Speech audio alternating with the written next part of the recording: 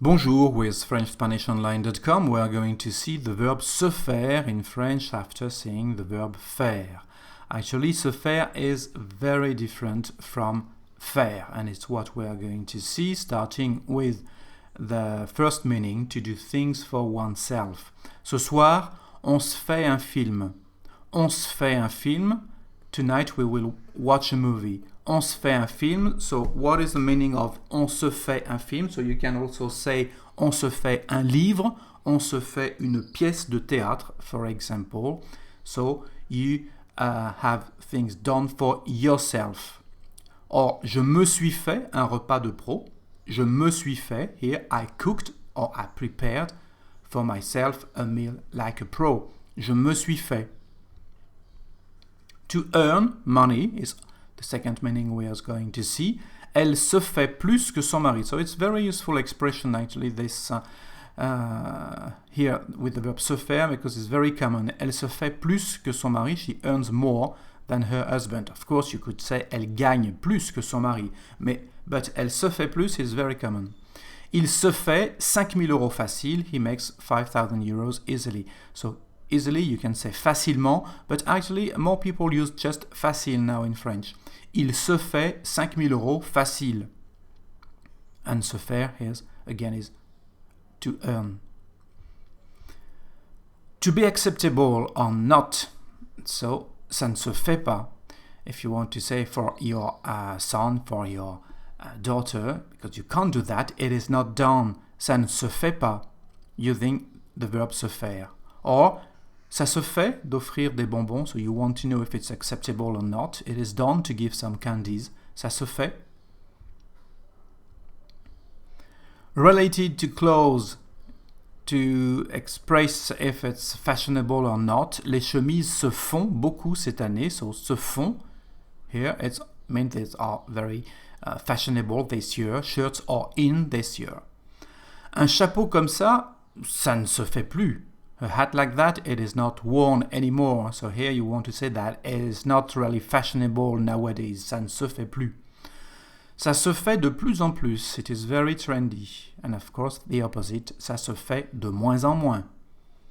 To get someone when you are not really happy. Je vais me le faire un séjour. I will get him one day. So here one day is un séjour, one of those days. Je vais me le faire. Se faire followed with an adjective is to become in English. Il se fait tard. Well, I guess you know this expression. Il se fait tard, related to time. It is getting late. Elle se fait vieille. She becomes old. To translate to become, you could also use the verb devenir. Elle devient vieille. But actually, elle se fait vieille is more common. Tu te fais beau avant de sortir. You are making yourself beautiful before going out. So, the verb is se faire beau. So you can say je me fais beau. Elle se fait belle, etc., etc. Now, se faire followed this time with an infinitive, and the meaning is to have things done for oneself by somebody else. Il s'est fait agresser à l'école. He was hit at school. So here you understand that it had been done by somebody else, but to you or to him here, il s'est fait agresser à l'école. Il se fait livrer ses repas à domicile. He has his meals brought to him at home. So again, it is for him and it is done by somebody else. Il se fait livrer ses repas à domicile. Se faire à, it's an expression and the meaning is to get used to. Se faire à. Je me suis fait au froid. Froid is masculine, so that's why we have here this contraction of the preposition à. And we say, oh, je me suis fait au froid. I got used to the cold. Je me suis fait à cette idée. So here id is feminine, so we just have the preposition à. Je me suis fait à cette idée. I got used to this idea. Sans faire is another expression, and the meaning is to worry. Sans faire. Of course, you know that to worry is also s'inquiéter, another reflexive verb in French, but you can use the verb sans faire as well. Tu t'en fais trop, you are worrying too much, or tu t'inquiètes trop. but tu t'en fais trop is perfectly correct. T'en fais pas, to translate don't worry, is a very useful expression.